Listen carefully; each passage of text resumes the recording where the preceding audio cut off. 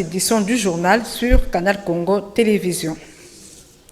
Les Quinois ont eu du mal à circuler l'avant-midi de ce lundi 22 novembre à travers la capitale pour cause le mécontentement des conducteurs des taxis et taxibus face aux tracasseries policières ainsi que des agents de transport, un mouvement de grève qui a paralysé la circulation le matin. Autre détail dans cet élément signé Gisèle Etoko.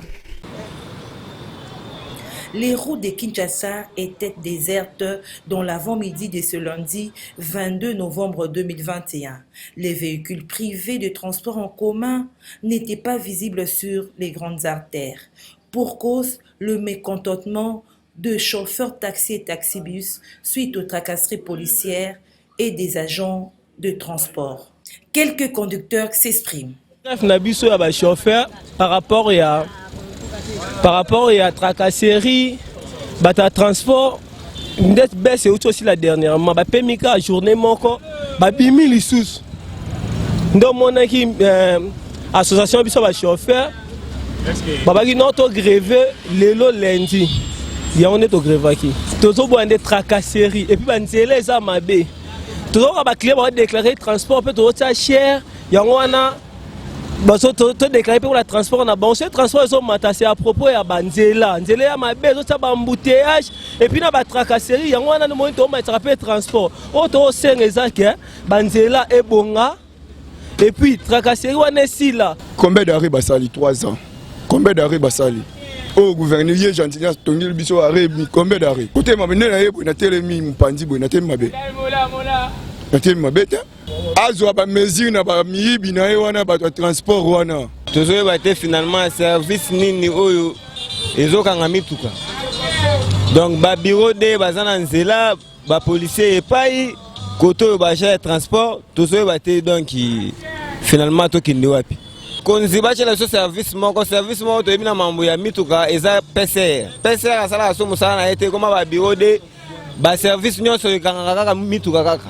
service nyonso kaka policier surtout policier nyonso akangaka mutuka koto ba misusu babendaka ba valve ya bapine donc kaka serele ki donc tozoye bate général Kasongo pena yo mo fota la pena makambo iza longola ba ujana wana ba gère autorisation de transport baisse na bango pe si la rasouté délai za la rasouté. Sit-in du bloc patriotique ce lundi 22 novembre. Toutes les entrées de la CENI ont été barricadées avec un dispositif sécuritaire renforcé, ce qui n'a pas permis aux militants des forces vives sociales et politiques de manifester contre la politisation de la centrale électorale. Retour en image avec Nadine Tchochi Gombo.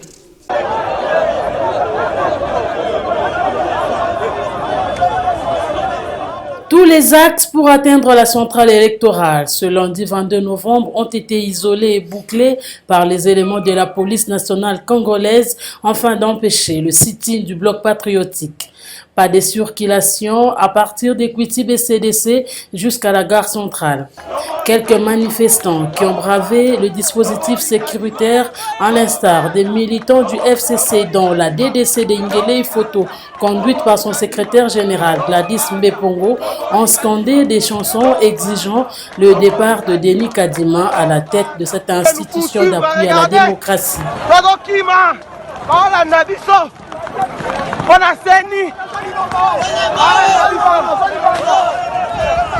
Une série d'événements et d'activités qui vont perdurer jusqu'à ce que la CENI sera totalement dépolitisée.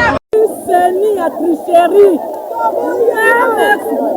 Même fondement ezalaki malodra lelo comme crédible donc on a besoin d'élections libres donc voter malo normalement on a besoin de tricherie donc Notez que le CALCC, Milapro, le FCC et la MOUCA promettent d'autres actions de grandes envergures jusqu'à obtenir une CENI dépolitisée.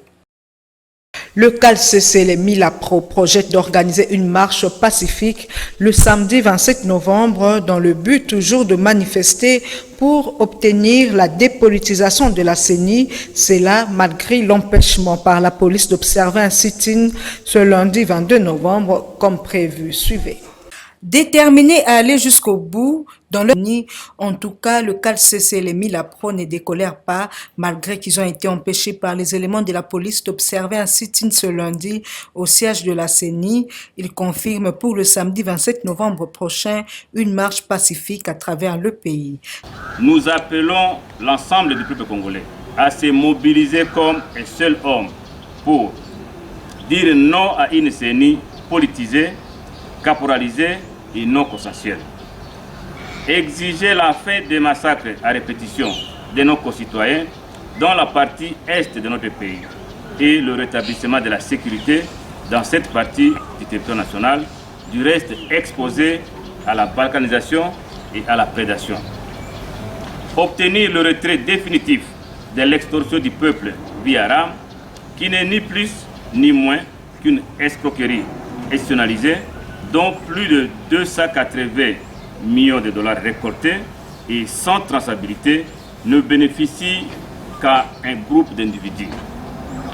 Obtenir l'amélioration du système éducatif et la prise en charge effective des enseignants après l'échec puissant de la gratuité de l'enseignement de base. Par la même occasion, nous confirmons la tenue de la marche populaire et pacifique prévue le 27 novembre 2021 sur l'Assemblée du territoire national, dont le point de chute à Kinshasa sera le palais du peuple. C'est dans le cadre des préparatifs de la célébration de la journée de l'arbre qui s'est faite le 5 décembre que la vice-première ministre, ministre de l'Environnement et Développement durable, Eve Bazaïba Massoudi, a effectué une visite d'inspection au plateau des Bateke pour palper du doigt les réalités sur terrain. Doudou Montiri nous en parle. L'un des gens qui viennent, je vois déjà des petites constructions. C'est dans le cadre des préparatifs de la Journée nationale de l'arbre que la vice-première ministre, ministre de l'Environnement et Développement durable, Eve Bazaïba Massoudi, est descendue samedi 20 novembre au plateau des Bateke, précisément au groupement Ndakoya Pembe dans la commune de Malukum. Ce warrior du gouvernement Samalou Konde est allé palper du doigt les réalités effectuées par la direction du reboisement et horticulture de son ministère en mission de service dans cette partie de la ville de Kinshasa, voilà plus de 15 jours.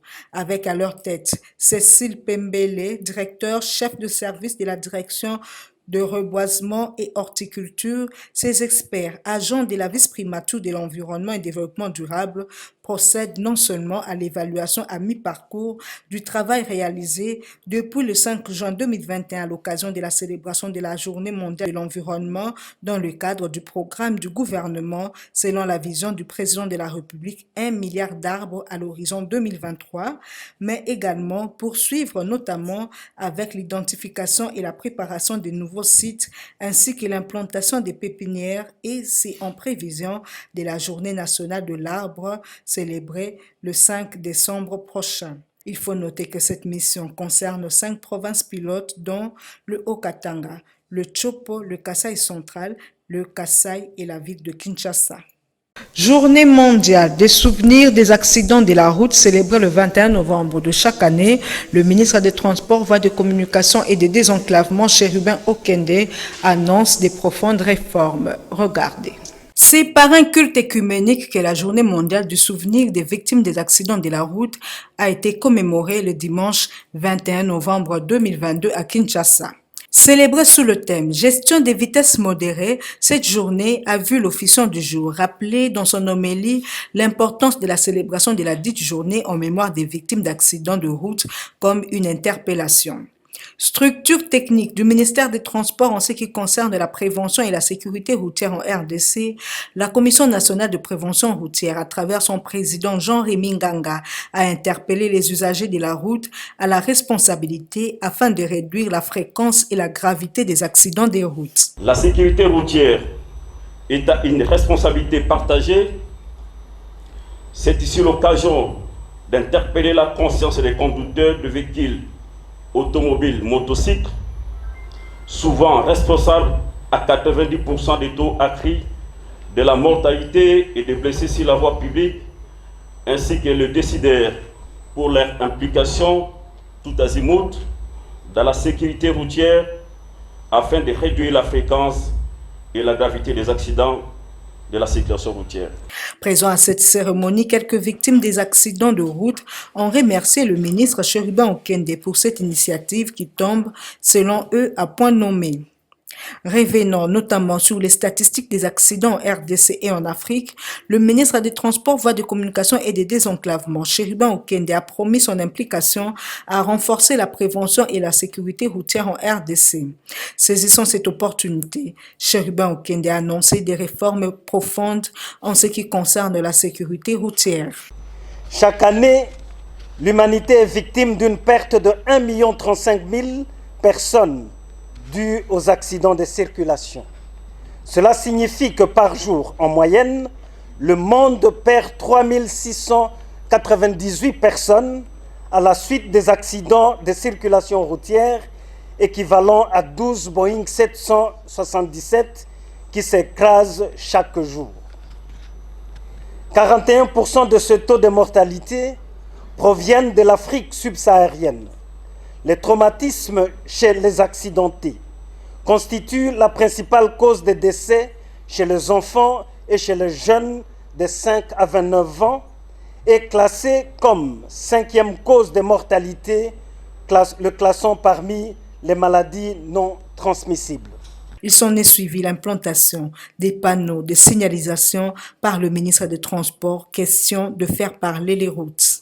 Et puis la dynamique John Efambe était le week-end dernier aux îlots du quartier Fleuve dans le cadre de l'installation des comités opérationnels dans les quartiers et rues.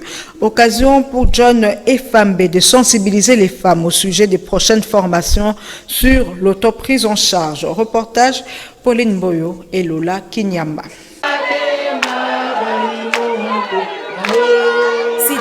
L'installation de comités opérationnels dans les quartiers et rues de l'ensemble de la circonscription de la Lupunga que la dynamique John Efambe est descendue ici aux îlots du quartier Fleuve. Il était question pour John Efambe, cadre du MLC, de sensibiliser sur la création de comités sportifs dans chaque base pour bien mener les actions de terrain. Occasion pour John Efambe d'informer les femmes sur la formation dans le prochain jour sur l'auto-prise en charge. Je suis descendu pour sensibiliser nos mamans, nos jeunes, les papas en ce qui concerne l'installation de comités sportifs, des comités dans leurs bases respectives, afin que nous puissions mener nos actions politiques dans le cadre de la dynamique John Efambe. Nous avons plusieurs projets d'avenir ici, à caractère social, à caractère médical. Donc il y a plusieurs projets que nous sommes en train d'initier et que nous attendions à ce que ça puisse vraiment se réaliser dans les jours à venir. C'est avec joie que les mamans du quartier Fleuve ont accueilli la dynamique John Efambe. Vraiment, ma maman a quartier Fleuve, la dynamique, ya quartier Fleuve, bayandi dynamique John Efambe, na esengo mingi. Parce que la dynamique John Efambe, à la kisi biso vraiment bolingo ya solo. Atiki libanda ayekolanda biso ti na kati ebale. Tangu nyonso dynamique John Efambe azalaka na biso, atikaka biso te. Azokala esiko tozate me aye akoti na kati na biso vraiment lingi tozala na ye elongo. Ayeba kosalisa biso na bapasi nyonso biso toza nango ba difficulté ya bana ba difficulté biso toza nango papa John Efambe ndimi aya asangana na biso po asalisa biso na yango ba mama bazaki na esengo mingi ya koyamba dynamique John Efambe. Puis ce ouf de soulagement de la population du quartier Sakombi dans la commune de Kimbanseke qui vient d'être dotée d'un forage d'eau. Fini donc les difficultés d'approvisionnement en eau potable. Cette œuvre salvatrice est un cadeau signé par le député national Firmin Mboma. Autre détail avec Gisèle Etoko. C'est un véritable Moïse qu'a été accueilli le député national Firmin Mboma par la population du quartier Sakombi de la commune de Kimbanseke. Cette population qui oublie à dater de ces jours les difficultés d'approvisionnement en eau potable. Grâce à ce forage que vient d'ériger sur l'avenue Loubi, la numéro 43, par celui qu'on appelle affectueusement Matembele Simandako, Firmin Mboma, natif de ce coin de la capitale, qui connaît mieux leurs difficultés et en fait son cheval de bataille. La cérémonie d'inauguration de ce forage a débuté par la bénédiction du prêtre avant la coupure du ruban symbolique. C'est un appel à en faire bon usage que lance l'élu de la Tchangou Firmin Mboma à la population. En tout cas, cette population ici, elle n'est jamais compliquée. Nous leur avons demandé de pouvoir gérer, entretenir ce forage, parce que c'est un bien qui leur apporte la vie. L'eau, c'est la vie. En tout cas, de ce côté-là, c'est une population disciplinée. Je vous le dis, c'est une population disciplinée. Si vous répondez à leurs exigences, il n'y aura pas de quoi. Les bénéficiaires de ce bien salvateur n'ont pas manqué de mots. Papa nazo ebité oni na oloba. Et c'est moi nazala ngondo na yebité. Donc il to souffrir. Toki na kotoka mai musika kula na ngomba papa. Ceux qui te bito mema to la kiso sika totoka kamai. Ceux qui te le bito mema ko totoka kamai papa on dit maté. Ngomba. Toujours matangomba. Et loko oh papa sala libiso. To pesa eni. Nzamba lola. Apambola e. Misala na e. Ekende liboso papa. Misala na ekende liboso. Oya ko ana kala liboso na e. Nzambe épargne ngona kombola e. Tozali mbule bele mai pasi tina wangomba. Nzela ezo ezaka bien te. Pasi na pasi. Lelo na kumisie Nzambe awumisa ye bani tout ça.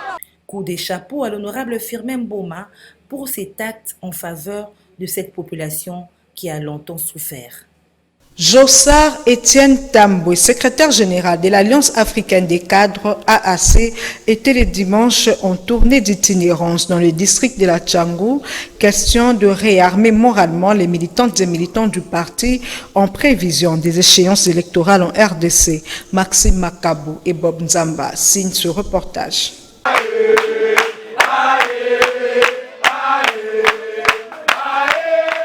Dans le cadre de sa série d'itinérance, le secrétaire général de l'Alliance africaine des cadres AAC, Jossar Etienne Tamboué, a effectué une descente le dimanche 21 novembre 2021 dans le district de la Tchangou. C'est là non seulement pour réarmer moralement les membres militantes et militants de ce parti en prévision de prochaines élections en République démocratique du Congo, mais aussi et surtout pour s'imprégner des réalités auxquelles sont confrontés les habitants de cette partie de la capitale. Ainsi, l'occasion faisant les larrons, Jossar Etienne Tamboué a procédé également à l'installation du coordonnateur de l'AAC Tchangou et ses bourgmestres qui ont pour mission de faire rayonner davantage les drapeaux de l'AAC dans cette contrée. Jossar Etienne Tamboué promet d'être leur porte-parole auprès du chef de l'État tout en les rassurant de l'amélioration dans les tout prochains jours de leurs conditions de vie sociale. Je suis en tournée pour réarmer moralement les membres de mon parti AAC. Notre descente à Tchangou, c'était pour nous imprégner de certaines réalités. D'abord, installer les coordonnateurs de Tchangou en la personne de Marius Kabemba et aussi installer les bourgmestres qui vont travailler avec lui. Le Tchangou est constitué avec 5 communes. Il fallait d'abord un dialogue franc et sincère avec nos militants. Dans cet échange, j'ai beaucoup appris, raison pour laquelle j'ai pris l'engagement solennel d'être leur porte-parole auprès de l'autorité du pays. J'ai cité Félix Antoine Tshisekedi Tshilombo. Je sais qu'il est très sensible à ce qui concerne la misère de la population. Je crois qu'une solution sera trouvée. On pourra encore lui donner une chance. Et je demande à la population de se calmer. Il ne peut pas vraiment relancer le pays sous les orbites après 18 ans de destruction massive. Présidée par Dédé Chantal Kapanga, l'Alliance africaine des cadres AAC fait du bien-être de la population congolaise son cheval de bataille. La présidente du bureau d'âge de l'Assemblée provinciale de l'Équateur, Marie-Josée Molebo, s'est félicitée du compromis trouvé à Kinshasa par les parties prenantes pour mettre fin à la crise politique qui a secoué depuis un certain temps la province de l'Équateur. Ces propos ont été recueillis par Jean-Romance Mokolo et Dedi Mujinga. Présidente du bureau d'âge de l'Assemblée provinciale de l'Équateur, Marie-Josée Molebo s'est dite très soulagée et satisfaite du compromis trouvé par le parti en conflit à l'issue de tractations menées le week-end dernier autour du vice-premier ministre de l'Intérieur Daniel Acelo sous l'accompagnement des députés nationaux et sénateurs de l'Équateur. Nous sommes vraiment satisfaits. Moi personnellement, je suis satisfaite parce que avoir le président de la République lui-même s'est impliqué dans ces dossiers à travers son ministère de l'Intérieur, bien sûr. Et le ministère de l'Intérieur n'est pas allé seul. Le ministère de l'Intérieur a associé les députés de l'Équateur ainsi que les sénateurs pour essayer de trouver solution par rapport à ces problèmes. Bien sûr, je vous affirme qu'il y a un compromis qui s'est trouvé entre toutes les parties parce qu'on a lié à la fin une déclaration qui a satisfait tout le monde.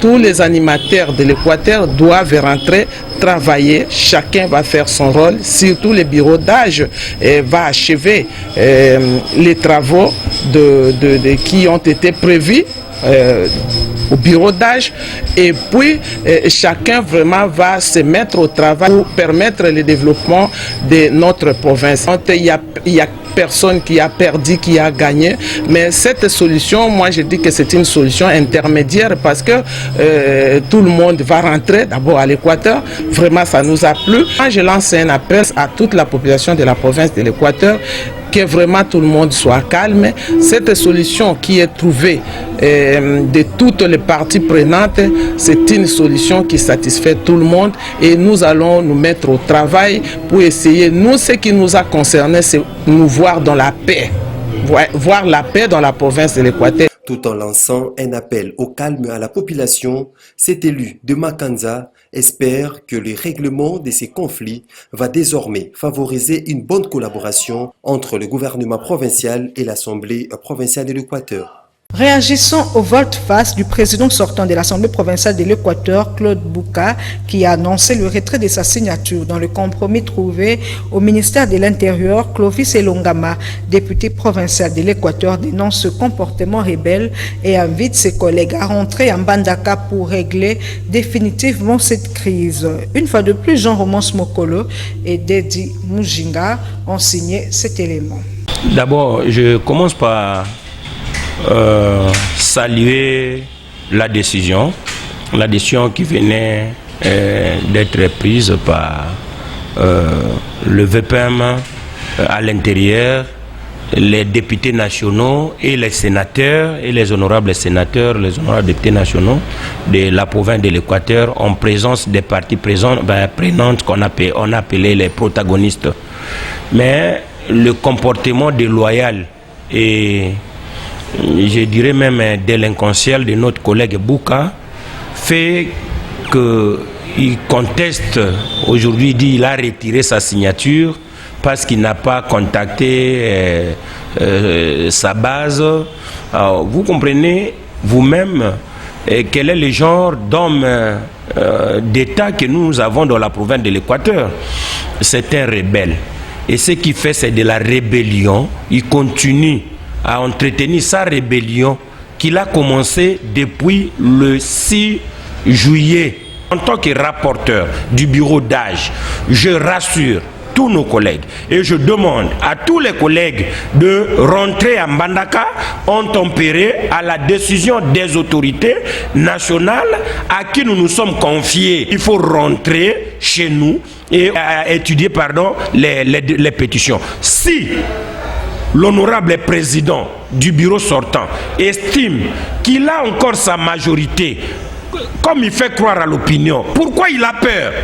Pourquoi il a peur d'aller se justifier devant le bureau d'âge? Nous avons vu ça à Kinshasa ici avec Godempoui.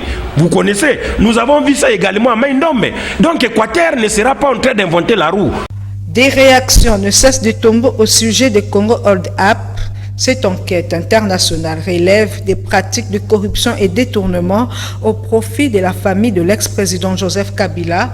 Pour Robert Nkoumou, vétéran de l'UDPS, dans un état de droit, il faut le respect des principes et de gestion. Aucun dirigeant n'est exempté des poursuites judiciaires.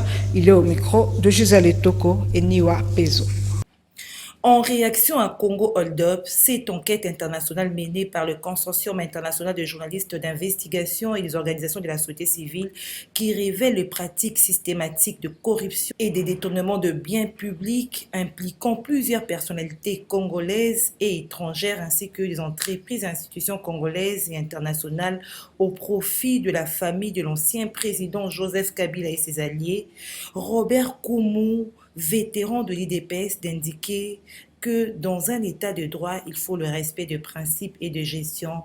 Aucun dirigeant n'est exempté de poursuites judiciaires.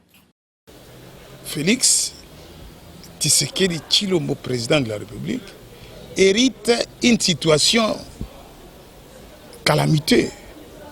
Et tous ces rapports, Panama Papers, GFIP Bank, Congo Hold Up, sont des exemples. Et ce que le peuple veut, c'est le tas de droits et que le Congo soit retrouvé dans ses droits. Cela veut dire quoi? Il faut des poursuites. Ce que nous demandons au gouverneur de la Banque centrale du Congo, cette dame, d'interpeller cette banque et de voir pourquoi cette situation d'évasion financière au travers d'une banque. Et que la banque, puisqu'on acquise aussi son prédécesseur, il faut aussi, madame, la gouverneure de la banque, interpelle son prédécesseur si réellement il y a eu des détournements, puisque c'est le blanchiment d'argent et des capitaux. Et si les gens se posent la question, comment, qui a payé ce travail? Dans le monitoring de la Banque mondiale, on poursuit toute banque qui blanchit l'argent et finance le terrorisme. Et notre pays a été ciblé parmi les pays qui blanchissent l'argent et finance le terrorisme. Je pense que cela doit servir au président de la République, puisque lui aussi, il ne sera pas exempté de la justice. Il est champion de l'état de droit. Il doit, et nous, après ce mandat, l'IDPS aura à poursuivre tous ces ministres qui ont mal géré ces mandats. Fin de cette édition du journal sur Canal Congo Télévision. Merci à tous de l'avoir suivi. Au revoir.